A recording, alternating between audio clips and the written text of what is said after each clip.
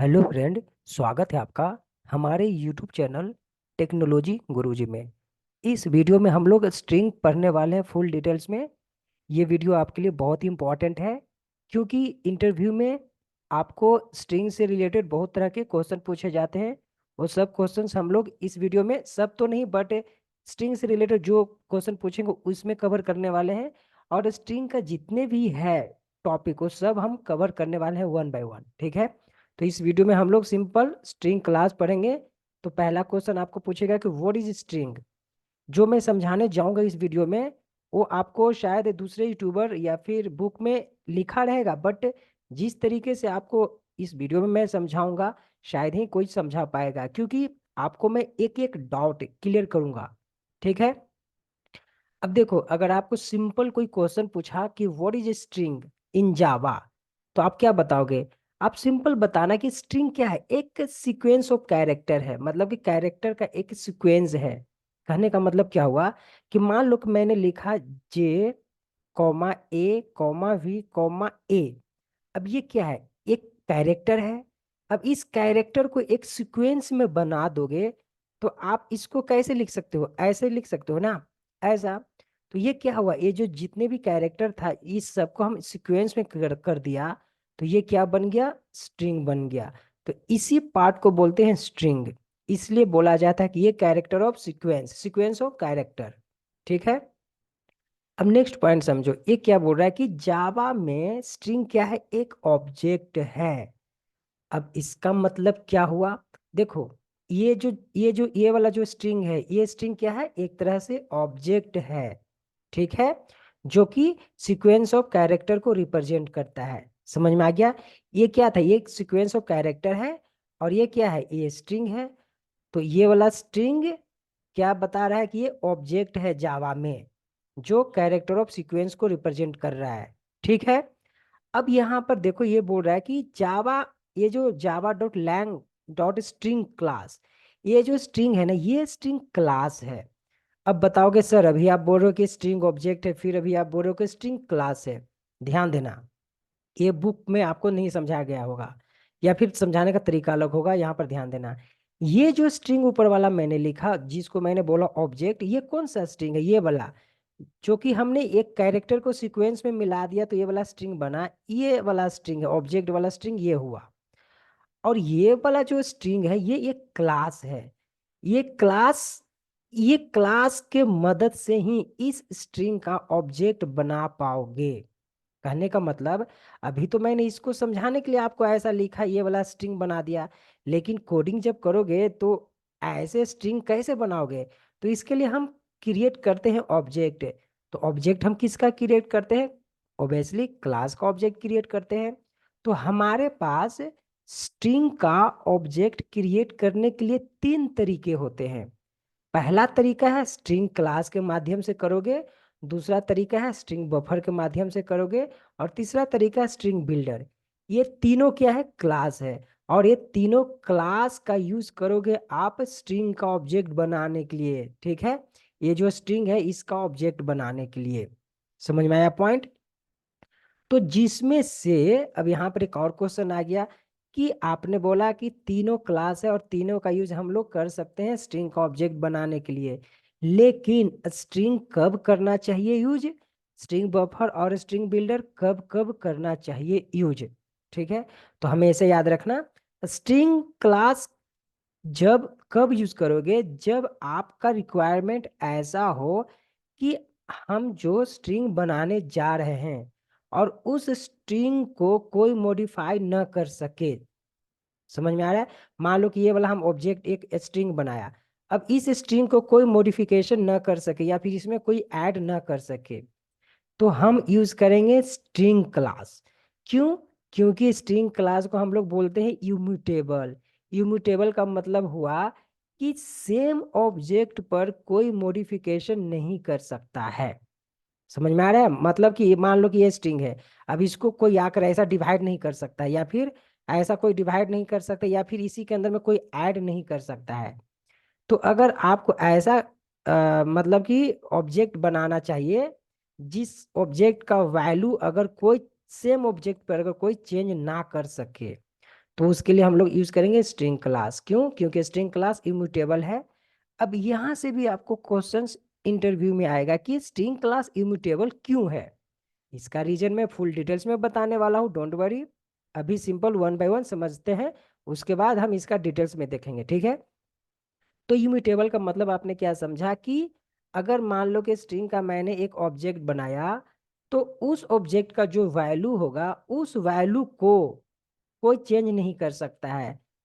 अगर किसी को चेंज करना है तो आपको दूसरा ऑब्जेक्ट बनाना पड़ेगा मॉडिफिकेशन करने के लिए। दूसरा ऑब्जेक्ट कहने का मतलब कि सेम ऑब्जेक्ट पर आप मॉडिफिकेशन नहीं कर सकते हो, इसी को बोलते हैं इम्यूटेबल। अब मान लो कि मुझे वैसा रिक्वायरमेंट है जिसका मैं वैल्यू चेंज करना चाहता हूँ, तो फिर आप यूज कर सकते हो स्ट्रिंग बफर या फिर स्ट्रिंग बिल्डर। ये दोनों में से कोई एक यूज कर सकते हो अगर आपको वैसा ऑब्जेक्ट चाहिए जिस ऑब्जेक्ट का वैल्यू मैं चेंज कर सकता हूँ, मॉडिफाई कर सकता हूँ, तो ठीक है। क्योंकि स्ट्रिंग बफर और स्ट्रिंग बिल्डर क्या है, म्यूटेबल है, ठीक है। अब नेक्स्ट देखते हैं। तो सबसे पहले हम लोग क्या पढ़ेंगे, स्ट्रिंग क्लास, क्योंकि इस स्ट्रिंग क्लास का यूज हम लोग करेंगे स्ट्रिंग का ऑब्जेक्ट बनाने के लिए, ठीक है।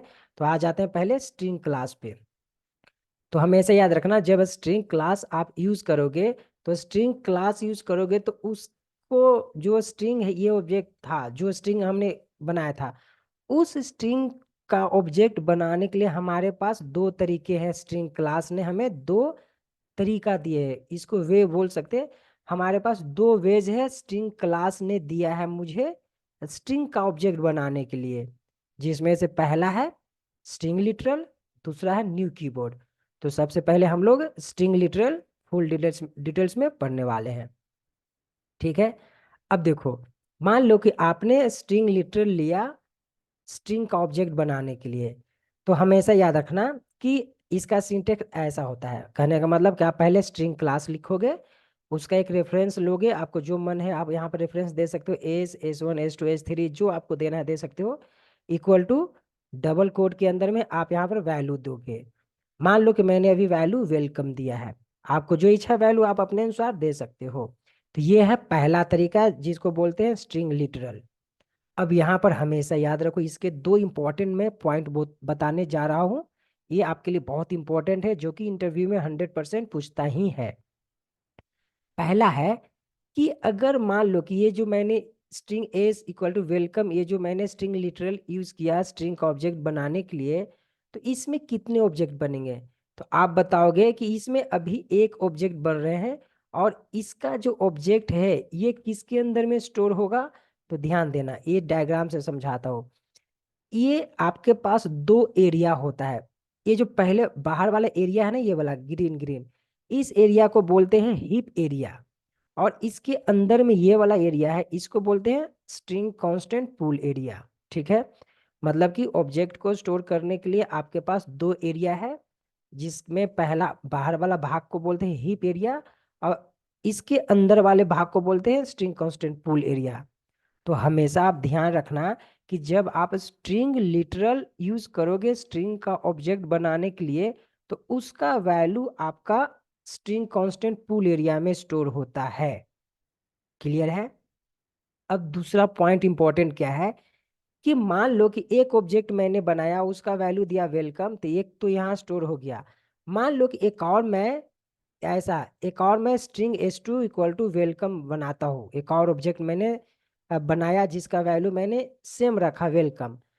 तो जब भी आप दूसरा ऑब्जेक्ट बनाओगे, तो इसका वैल्यू पहले स्ट्रिंग कांस्टेंट पूल एरिया में जाएगा और चेक करेगा कि ये वैल्यू ऑलरेडी पहले से है क्या। अगर रहेगा तो उसके लिए अलग से ऑब्जेक्ट नहीं बनाएगा, उसी ऑब्जेक्ट को ये रेफर कर देगा। तो S2 था, S2 क्या किया, इसी ऑब्जेक्ट को रेफर कर दिया। क्यों रेफर किया? क्योंकि स्ट्रिंग कांस्टेंट पूल एरिया में गया और चेक किया कि जो हमने वैल्यू दूसरे ऑब्जेक्ट के लिए लिया है, वो वैल्यू ऑलरेडी है क्या वहां पे। अगर रहेगा तो उसी को रेफर कर लेगा, उसके लिए अलग से ऑब्जेक्ट बनाने की जरूरत नहीं है। तो यहाँ पर हमारा मेमोरी मैनेज हो जाता है, सही है। तो यहाँ पर अभी तक S1 S2 के लिए एक ही ऑब्जेक्ट बना है, ठीक है। तो अब देखो एक एग्जाम्पल से मैं प्रैक्टिस करवा देता हूँ, ठीक है। अब देखो, मान लो कि मैंने स्ट्रिंग S1 इक्वल टू जावा एक ऑब्जेक्ट बनाया, तो बताओ कि इसके लिए एक ऑब्जेक्ट बनेगा, और ये जावा किसके अंदर में स्टोर होगा? स्ट्रिंग कांस्टेंट पूल एरिया के अंदर में। ये अंदर वाला part string constant pool area है, और ये बाहर वाला पार्ट हीप एरिया है। तो देखो, ये जावा S1, ये जावा इसको रेफर कर दे, एक ऑब्जेक्ट बन गया, ठीक है, जिसके अंदर में जावा स्टोर हो गया, और इसको S1 दे दिया। अब दूसरा एक और ऑब्जेक्ट बनाया S2 नाम का, और इसका भी वैल्यू मैंने जावा रख दिया। तो ये S2 का जब भी दूसरा ऑब्जेक्ट बनाओगे, फिर स्ट्रिंग कांस्टेंट पूल एरिया में जाएगा और चेक करेगा कि आपने जो यहाँ पर जो वैल्यू दिया वो ऑलरेडी पहले से है क्या। तो यहाँ पर इसको मिल गया है, पहले से है, तो इसके लिए S2 के लिए अलग से ऑब्जेक्ट नहीं बनाएगा, इसी को रेफर कर दिया S2, ठीक है। तो यहाँ पर S1 और S2 ये दोनों के लिए अभी तक एक ही ऑब्जेक्ट बना है, ठीक। अब तीसरा स्ट्रिंग S3 इक्वल टू मैंने कावा लिया, कावा, ध्यान देना, जावा नहीं, ये क्या है, कावा। तो अब ये S3 फिर स्ट्रिंग कांस्टेंट पूल एरिया में जाएगा और चेक करेगा कि ये पहले से है क्या स्ट्रिंग कांस्टेंट पूल एरिया में। तो यहाँ पर चेक किया, नहीं है, नहीं है, तो उस कंडीशन में वो अलग ऑब्जेक्ट बनाएगा, और यहाँ पर इस ऑब्जेक्ट के अंदर में कावा को स्टोर कर दिया, और इसका रेफरेंस क्या था, S3। देखो यहाँ पर क्या है, S3। तो आपने क्या समझा कि सेम वैल्यू रहेगा तो उसके लिए अलग से ऑब्जेक्ट बनाने की जरूरत नहीं है। अगर डिफरेंट वैल्यू है तो ही दूसरा ऑब्जेक्ट बनाएगा, ठीक है। अब यहाँ पर अंश क्वेश्चन ये भी उठता है कि हमने तीन ऐसा ऑब्जेक्ट बनाया, तो इस तीनों के लिए टोटल कितना ऑब्जेक्ट बनेगा। तो आपके सामने देखो, टोटल कितना ऑब्जेक्ट बना, दो ही ऑब्जेक्ट बना, एक ये वाला और एक वाला, दो ऑब्जेक्ट बना। क्लियर हो गया पॉइंट। तो ये था आपका स्ट्रिंग लिटरल। मैं आशा करूंगा कि आपको स्ट्रिंग लिटरल समझ में आ चुका होगा, ठीक है। अगर वीडियो समझ में नहीं आया तो फिर रिपीट करो, ठीक है। तो इस वीडियो में इतना ही, क्योंकि ये वीडियो थोड़ा लंबा हो गया है।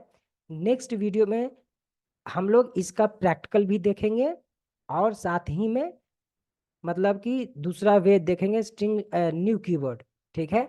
तो चलो प्रैक्टिकल इसी में बता देता हूँ। देखो, एक क्लिप्स मैं ओपन कर देता हूँ। क्या हुआ, क्लिप्स नहीं ओपन हो रहा है मेरा। हाँ देखो, मान लो कि मैं यहाँ पर क्या करता हूँ, एक स्ट्रिंग क्रिएट करता हूँ S1 नाम का, इसका मैंने दे दिया वैल्यू जावा, ठीक है। अब सिंपल इसको आप प्रिंट कर दो। अब इसके अंदर में S1 रख दो।